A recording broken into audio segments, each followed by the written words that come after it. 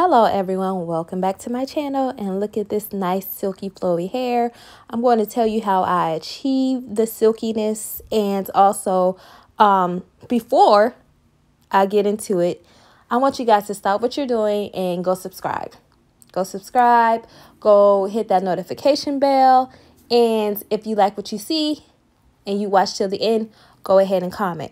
So I'm going to show you what products I use to flat iron my hair, and what I washed my hair with and conditioned.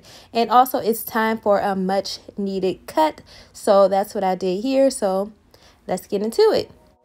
So here is my hair after a good deep condition. Then I used the Mazani press agent conditioner and shampoo, and here's my hair. And now I'm going to be using the Mazani press agent. This one is the Thermal Smoothing Raincoat styling cream. This is my first time using a styling cream for a silk press. You know, I had to make sure I read the directions, and it said use as much as you need for your texture, and I kind of have like a coarse texture, thick texture, so I used a lot. You know, I was very generous with the amount that I used. And then I used the Mazani press agent thermal smoothing, and it smelled really good.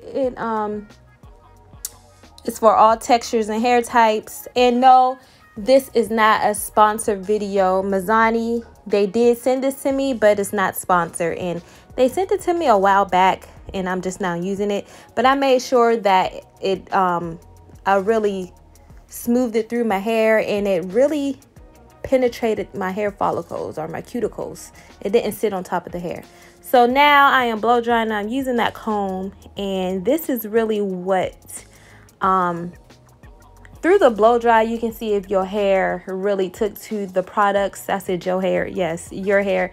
The products really took to your hair, because the blow dry will tell you everything you need to know. Either it's gonna come out puffy, and I was kind of scared because of that styling cream, but it worked well. And of course I'm starting from the bottom of my hair, and then I'm working my way up to the root as I blow dry.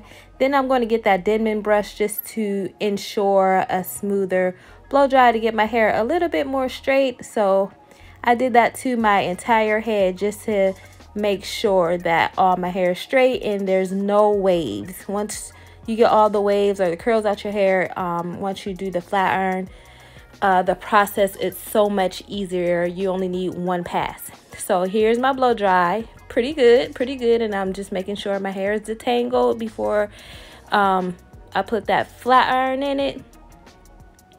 And usually I would use a little bit more of a styling serum before I started to flat iron my hair. Oh, and that's how much came out from the blow dry. Not that much. I'm using my FHI Elite flat iron, and I sped the process up because you guys know how I blow dry my hair. You guys know how I only use one pass to press my hair out. So I didn't really want to spend too much time doing that.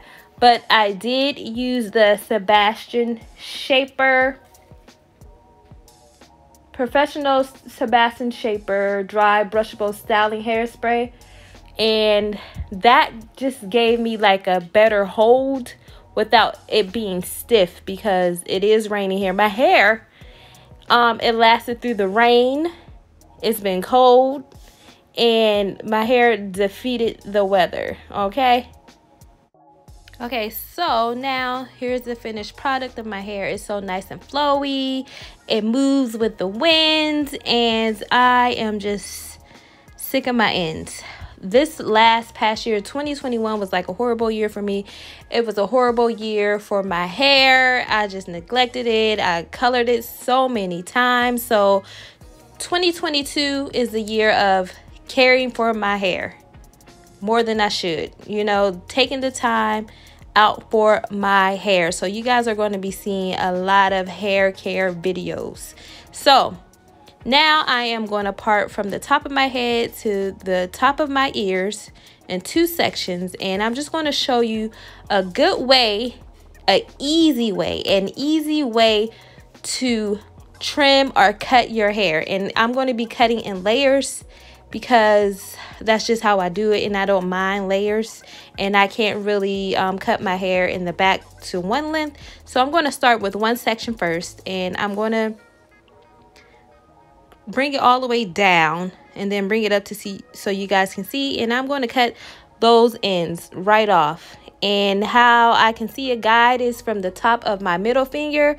That usually is the shortest part because it comes from the back, and I just want to match the front to the back, and I'm going to do the same here.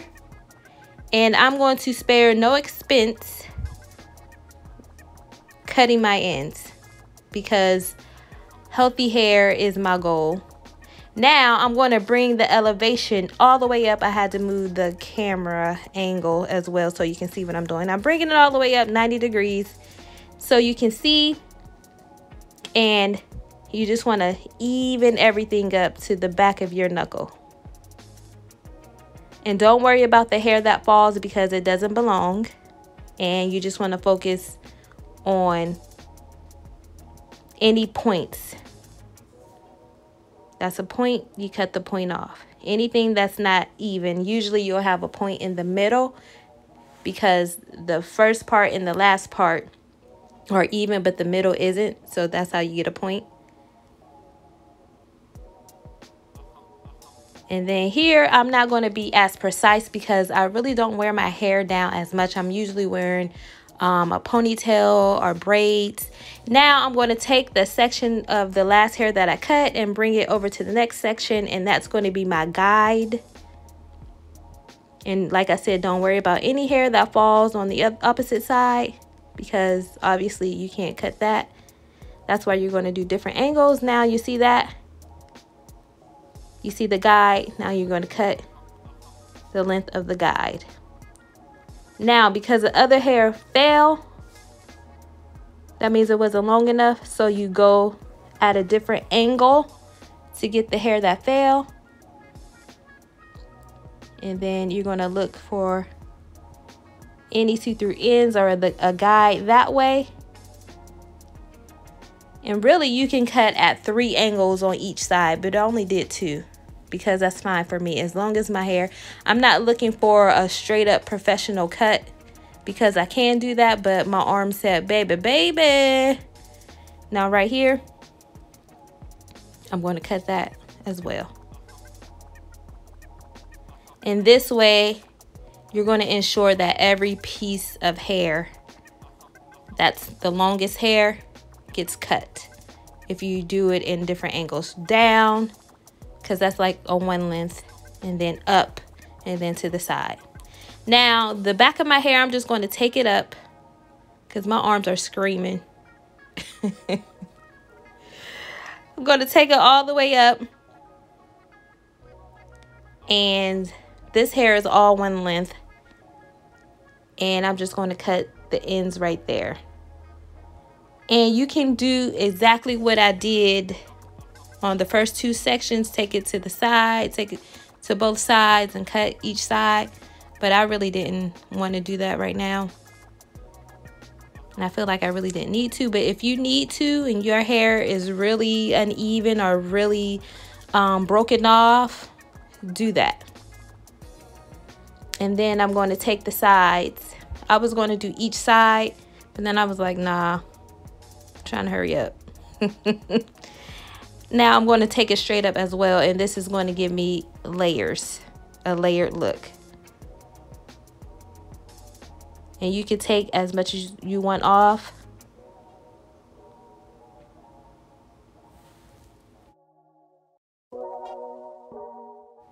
Now that I'm done with the majority of my hair, I'm going to go ahead and put it into a ponytail. And here I am just going to go around my edges, my back edges and my front edges, and just part the areas of the hair that's not inside the ponytail. And the back of my hair gives me so much problems because it's so damaged, it's so short, it gets so tangled. When your hair is so tangled, that means you should have a cut. You should cut your hair. So I'm going to do that to the back of my hair. I probably should have did more, but I didn't. Look at that end of that. Just janky. So that needed to go. Don't be afraid to let things go. It's 2022, new year. And now I'm going to do the front. Well, I'm going to do a little bit more of the back. I'm just going to do the back gradually because I feel like if I do the whole back, I will be a bald-headed skittle diddle. And this is called an undercut. So now I'm just going to part the front. And I'm not going to be rough. I'm not going to force any hair out. Only the hair that comes out by itself. And you want to make sure you do this to your hair because you want your edges to grow as well. I remember at one point my hair never, everything was one length, everything was healthy, but like I said, I was worried about my grays all last year. Them grays were just popping out. I'm like, no. So instead of doing my just the part where the gray is, dyeing it or coloring it, I was doing my whole head. Like, girl, you did not need to do that. So I'ma still color those grays though. But just in those areas, not my whole head. So I'm just going to cut those and that's it. I'm done, guys. It's nothing like healthy hair to start out the new year. Also, I want to talk about how I've been a little discouraged with YouTube. That's why I haven't been on here as much. I took a little break because I was just in my own head because I was looking at my subscriber count, and every time I post a video, I don't get as many views as I used to get. So I took a little break to refresh my mind and to encourage myself and to remember why I started YouTube in the first place. I just feel like my subscriber count is at a standstill because at one point I was growing, and then I'm just stuck, you know. But I have to remember that it's not all about the subscribers. It's the intention that I put in my videos and the teaching that I do, you know. But sometimes it hurts, you know. So I encourage you guys to subscribe if you haven't subscribed, because I know there are people that watch my videos but they haven't subscribed yet because it's all in my analytics. I also would love for you guys to tell me what you guys want to see, what type of videos you want to see on my page. Should I change up my content? Because I want to grow. The point is to grow and to learn and to teach you guys things, and I don't want to get left behind. So if I need to do new things to get you guys involved and to view more, let me know what you guys want to see. But please subscribe, and that's the main thing you can do, and share. I thank you guys for watching. As always, stay safe and God bless.